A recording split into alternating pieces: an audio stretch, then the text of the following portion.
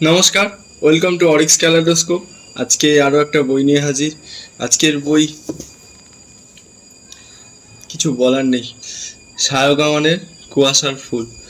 তো আমার সিরিয়াসলি এটা পড়ে মনে হলো সায়ক আমানের এই যে ফ্যান্টাসি থ্রিলার জনরা বা ডার্ক থ্রিলার জনরার লেখা এরপর তো আরও বেরোবে।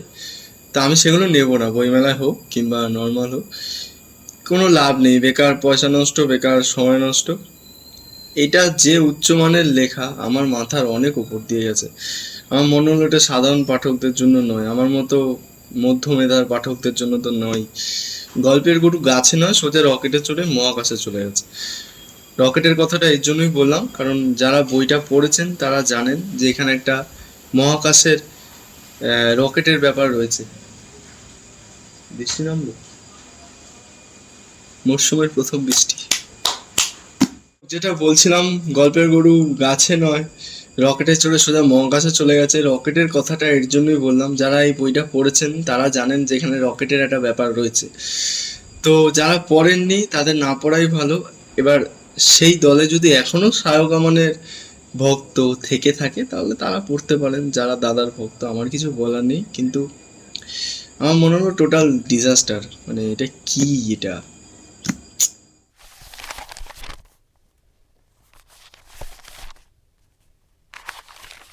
5 মিনিট ভিজে এলাম, মন ভরলো না, চুল টুল সব ঘেটে গেছে।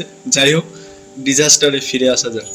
তো এই বইটার গল্প নিয়ে বলার আগে এই বইটার যে একমাত্র পজিটিভ দিক সেটা আগে বলে দিই। বইটা যেভাবে রয়েছে, মানে এর ব্লার্ব বা এর যে নিচে লেখা, এই বইয়ের পেছনে যে লেখা, তো সেটুকু পরেই বুঝে যাবেন যে এখানে ডাইনি সংক্রান্ত কিছু একটা রয়েছে। তো বইটা যেভাবে শুরু হয়, গল্প যেভাবে এগোতে থাকে, তো সেখানে শাহরুখ খানের এই প্রচেষ্টা সাধুবাদ জানাতেই হয় যে এই যে গ্রামে গঞ্জে ডাইনি অপবাদে মারধর করা, এমনকি মারধরে মৃত্যু পর্যন্ত হয়, শুধু গ্রামে গঞ্জে কেন, শহরেও মাঝে মাঝে শোনা যায়। তো সেইটার যে বিরোধিতা সেই লেখাটার মাধ্যমে করতে চেয়েছে, সেটা পরিষ্কার। তো সেইটার জন্য সাধুবাদ জানাতেই হয়। এই যে একটা কুসংস্কার বা একটা অন্ধকার দিক, তার বিরুদ্ধে কথা বলা, যেটা বছরের পর বছর ধরে হয়ে আসছে, তো সেটার জন্য। কিন্তু বাকিটা, আচ্ছা, এবার যদি এই বইটার গল্পটা নিয়ে একটু কিছু বলি, তো গল্পটা খুব অদ্ভুতভাবে শুরু হয়। এখানে মুখ্য চরিত্রের একজন হচ্ছে সায়ন, সে সদ্য পাশ করা একজন আইনজীবী, তার বাবাও অনেক বড় উকিল, তারা শহরে থাকে। তাদের কাছে দিলীপ দস্তিদার নামের একজন আসে। তো দিলীপ দস্তিদার আর সায়নের বাবা তারা দুজন বন্ধু। দিলীপ দস্তিদার যে গ্রাম থেকে আসে সেই গ্রামে তিনি একজন পলিটিশিয়ান, খুবই ক্ষমতাশালী পলিটিশিয়ান। তো তার বাড়িতে যখন দিলীপ দস্তিদার আসে, তো সে এসে গল্প বলতে থাকে যেরকম আমাদের গ্রামে ডাইনির উপদ্রব বেড়েছে, অনেক শিশু হত্যা হচ্ছে, শিশুদের গুম খুন করা হচ্ছে, বছরের পর বছর ধরে মানে শিশু হাওয়া হয়ে যাচ্ছে। তো এই গল্পটা ওদের বাড়িতে এসে বলার কি হলো আমি কিছু বুঝলাম না। আমি মনে করলাম যে হয়তো সায়নের কিছু পাওয়ার টাওয়ার রয়েছে, বা তারা যেহেতু উকিল, হয়তো এই পুলিশে হয়তো সাহায্য তারা করতে পারে, এরকম টাইপের কিছু হতে পারে। কিন্তু সে এসে সায়নের কাছে এসে এই গল্পটা শোনালো এর জন্যই, কারণ সায়নের বাবা তার বন্ধুকে বলেছে যে সায়নের এইসব ব্যাপারে ইন্টারেস্ট আছে। কি থেকে? ছোটবেলাতে সায়নের মা সায়নকে ডাইনির একটা বই ছিল, সেই বই থেকে গল্প পড়ে শোনাতো, সেই থেকে সায়নের ইন্টারেস্ট জন্মেছে এইসব ডাইনিবাদের, মানে এইসব নিয়ে আর কি। তো সেই জন্য তাকে শোনাচ্ছে। তো শুনিয়ে করবেটা কি, সায়ন কি করবে, আমি তো এটা বুঝলাম না। তো শুনিয়ে সে সায়নকে বললো যে তুমি একটু আমাদের সাথে, আমার সাথে আমার গ্রামে গেলে ভালো হয়। গ্রামে গিয়েও কি করবে আমি মানে বুঝলাম না। যাই হোক, এবার সায়ন চলেও যায়। এবার ওখানে গিয়ে ঘাটতে থাকে ব্যাপারটা, কিন্তু মানে সিরিয়াসলি বলছি, গল্পটার 50-60% অব্দি কিন্তু পড়তে খুব একটা খারাপ লাগে না। এর আগে কাকতাড়ুয়া পড়তে গিয়ে আমি বলেছিলাম যে কাকতাড়ুয়ার তেমন তেমন ভালো লাগেনি, কিন্তু যে জিনিসটা ভালো লেগেছিল সেটা হচ্ছে কাকতাড়ুয়ার বিস্তার আর চরিত্রের সংখ্যা কিন্তু অনেক কম ছিল। আমি কাকতাড়ুয়া মানে নিয়ে বলার সময় এটা বলেছিলাম যে শাহরুখ খানের আগের যে বইগুলো সেগুলো এতটাই বেশি বিস্তার, এতটাই বেশি, মানে এত বেশি জড়িত হয়, লাস্টে মেলাতে গিয়ে সব মানে গোজা হয়ে যায়। এইটার ক্ষেত্রেও সেম হয়েছে। এবার কাকতাড়ুয়া রিসেন্ট বই, আর এই কুয়াশার ফুল আগে বেরিয়েছে, হয়তো ক্রিটিসিজম নিতে নিতে শাহরুখ আমান কাকতাড়ুয়াটা লিখেছিল।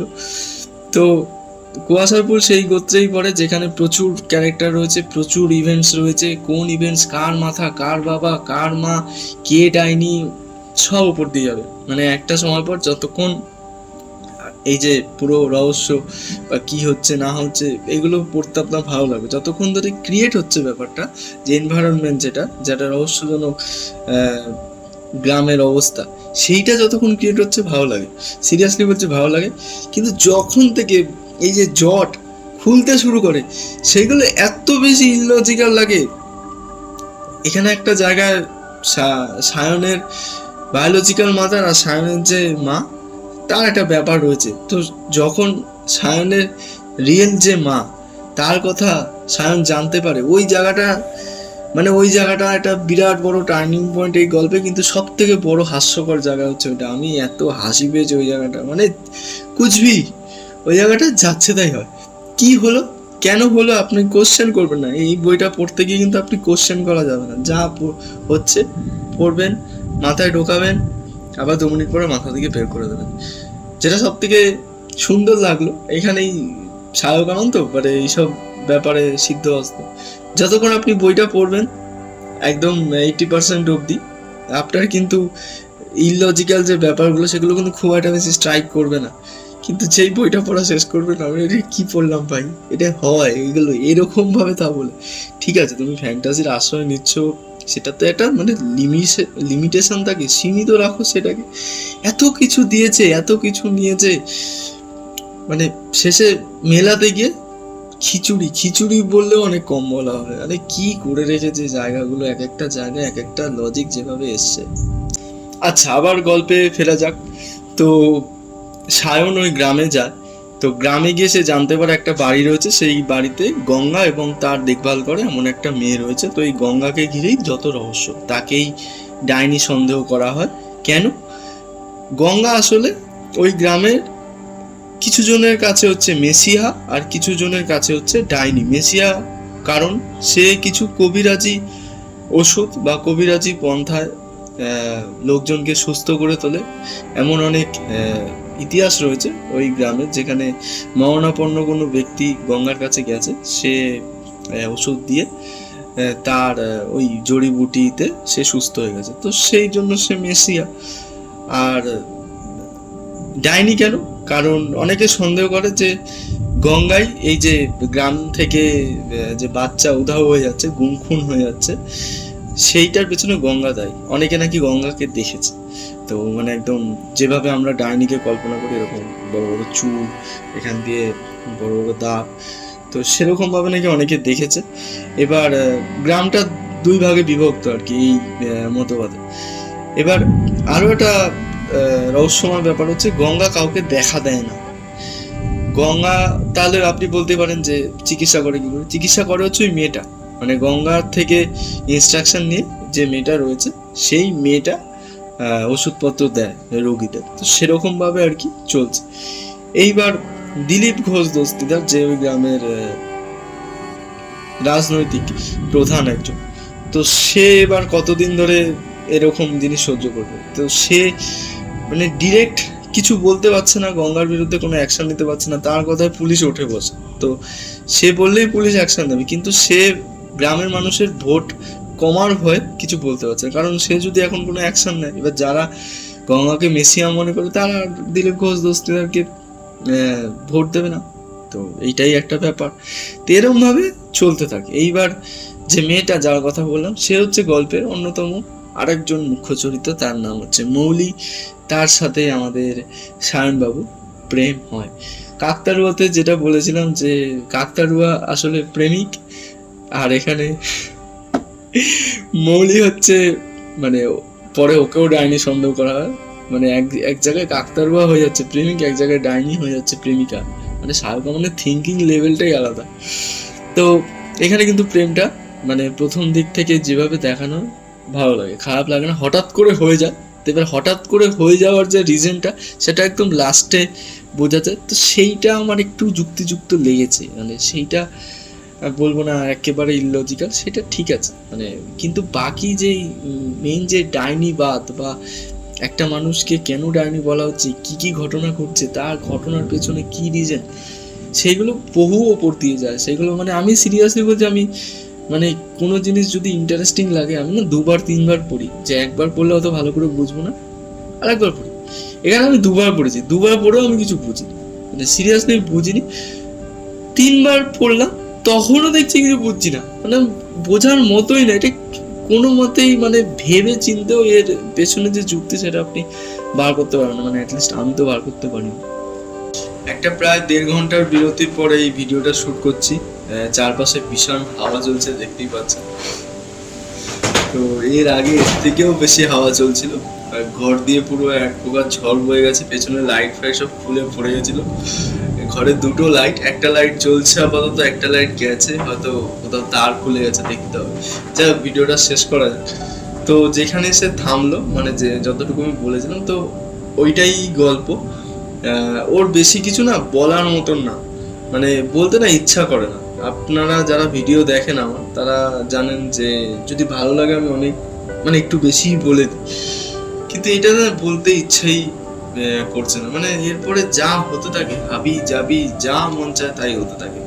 ওই গ্রামে গিয়ে এই যে গঙ্গা আর মৌলির কথা বললাম, সামনের সাথে মৌলির পরিচয় হয়, কিন্তু এরপর আদতে কে ডাইনি, আদৌ ডাইনি বলে কিছু হয় নাকি, বা এই যে খুনগুলো হচ্ছে, বাচ্চাদের তুলে নিয়ে যাচ্ছে,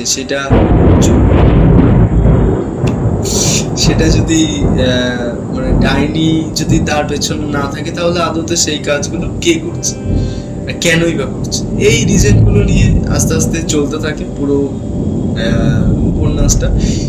এটা আমি মুখ্য কিছু দিক বললাম, এছাড়া আরো কিছু কারণ রয়েছে বা আরো কিছু দিক রয়েছে, আরো কিছু ইভেন্টস রয়েছে, সেগুলো হাবি যাবি, মানে জাস্ট গল্পের খাতিরে গোজা দিতে আনতে হয় তাই এসছে, নয়তো সেগুলো মানে আপনি যদি ইন্ডিভিজুয়াল ভাবেন এক একটা ঘটনা, দূর দূরান্তের সাথে গল্পের কোনো যোগ পাবে না। এবার কিছু জিনিস মেলাতে হয়, সেই জন্য তাদের জোর করে টেনে আনা হয়েছে।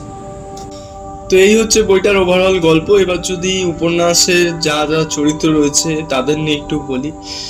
প্রচুর চরিত্র রয়েছে, সেই তুলনায় বইটা ছোট।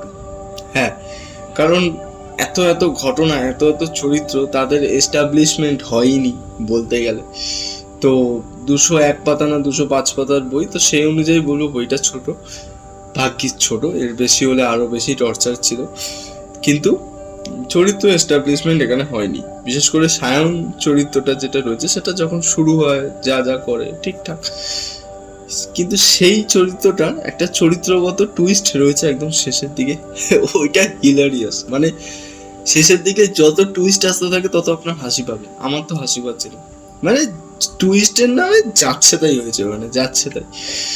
তো আরো যারা রয়েছে, যেমন আর একটা মুখ্য চরিত্র হচ্ছে মৌলি চরিত্রটা যে আদৌ কি সেটা আমি প্রথম থেকে শেষ পর্যন্ত বুঝতে পারলাম না। প্রথম দিকটা পরে মৌলি চরিত্রটাকে সেই ভাসান বাড়ির যে অশ্বিনী যে চরিত্রটা অনেকটা ওরম লাগছিল, কিন্তু অশ্বিনী চরিত্রটার একটা ওজন ছিল, মানে প্রথম থেকে শেষ পর্যন্ত সেটা ক্যারি হয়ে এসছে। মৌলি চরিত্রটা শুরুটা অনেকটা ওরম লাগছিল, তারপর শেষের দিকে যে সে আদতে কি চায়, কোথা থেকে এসছে, সে কি মানুষ নাকি অন্য কিছু বুঝতে পারলাম না। আমাকে হয়তো আর একবার পড়তে হবে, কিন্তু এই বই আমি আর পড়ছি না। তো গেছে। এবার গঙ্গা বলে যে চরিত্রটা আছে, এই চরিত্রটা একদম অল্প সময়ের জন্য থাকে, মানে সে থাকে না বললেই চলে। মানে ওই চরিত্রটার কথা শুধু সবার মুখে মুখে ঘোরে যে সে এই করে, সে ওই করে, তাকে কেউ দেখেনি কোনোদিন, কিন্তু সে একদম শেষের দিকে একটুখানি সময়ের জন্য সাক্ষাৎ আসে আর কি। ওই জায়গাটা সুন্দর। গঙ্গা চরিত্রটা যেটুকু সময় থাকে সেটুকু সময় কিন্তু ভালো লাগে। বিশেষ করে সায়ন আর গঙ্গার যে পোর্শনটুকু, সেটার মধ্যে আদতে কোনো লজিক নেই, মানে কিন্তু যেটুকু দেখানো হয়েছে, যতক্ষণ আপনি পড়ছেন ভালো লাগবে, আপনার একটু কেমন কেমন লাগবে। এই জায়গাটা যথেষ্ট ইমোশনাল, মানে ঠিক মতো লিখলে হয়তো মানুষ হাওয়া করে কাঁদতো, কিন্তু এখানে ওরকম অবস্থা না হলেও ওই জায়গাটা পড়ে একটু কেমন কেমন করবে মনটা। যতই যাই হোক, মানে ওরম দৃশ্য, তো মানে মানুষ তো আর কি আমরা। তো এই আর বাকি আরো চরিত্র আছে, তাদের নিয়ে না বললেই না, তারা জাস্ট ওই বললাম গল্পের খাতিরে আসে যায়, মানে তাদের আদৌ কোনো তেমন ভূমিকা নেই, জাস্ট দুয়ে দুয়ে চার করতে হয় তাই হয়। কিছু কিছু টুইস্ট এমন আছে যেগুলো দরকারই নেই, ওই দুয়ে দুয়ে চার করতে হয় তাই আছে, মানে আদতে কোনো লজিক নেই, বা আপনি তলিয়ে দেখলে ভাববেন এই কি এটা, মানে কেন, কিসের জন্য। তো এই হচ্ছে ওভারঅল, আর কিছু বলার নেই। এই বইটা যদিও আমার না, আমার এক বন্ধুর, তাকে আবার আমি এনে দিয়েছি, আবার এই বইটার মধ্যে সায়ক রহমানের সইও আছে। কি ডার্ক ব্যাপার স্যাপার আর কি। আমি অ্যাটলিস্ট আর এরকম বই নিচ্ছি না এবার থেকে। সায়ক রহমানের অ্যাটলিস্ট থ্রিলার জনরার বই কেনার আগে রিভিউ পড়বো, রিভিউ পড়ে যদি আমার ভালো লাগে তাহলেই নেবো, কারণ আমি এমন অনেক বই কিনি যেগুলো ব্লাড পড়ে পছন্দ হলেই আমি নিয়ে নিই, বাকি এত রিভিউর কথা ভাবি না। কিন্তু এইবার থেকে অ্যাটলিস্ট এনার ক্ষেত্রে আমার দেখতে হবে রিভিউতে কি আছে। যাই হোক, এই ছিল ওভারঅল। আমার একদমই ভালো লাগেনি, কিছু করার নেই, যা অনেস্ট রিয়াকশন তাই বললাম। এবার ওই প্রথমেই বললাম, কারো যদি এখনো পড়া বাকি থেকে থাকে, আপনারা যদি এখনো অবধি আমার ভিডিওটা এত দূর অবধি দেখে থাকেন, এরপরও যদি ভাবছেন যে পড়বেন, পড়তে পারেন, আপনাদের পয়সা আপনাদের কাছে, আমি কেউ না। তো আজকের মতো এটুকুই থাক। এতক্ষণ পর্যন্ত যারা চ্যানেলে ছিলেন অনেক ধন্যবাদ। আমি অরিক, এই চ্যানেলে বাংলা বই, বাংলা সাহিত্য নিয়ে কথা বলে থাকি। যদি ভালো লেগে থাকে তাহলে ভিডিওটা লাইক করে দেবেন আর চ্যানেলটা সাবস্ক্রাইব করে দেবেন।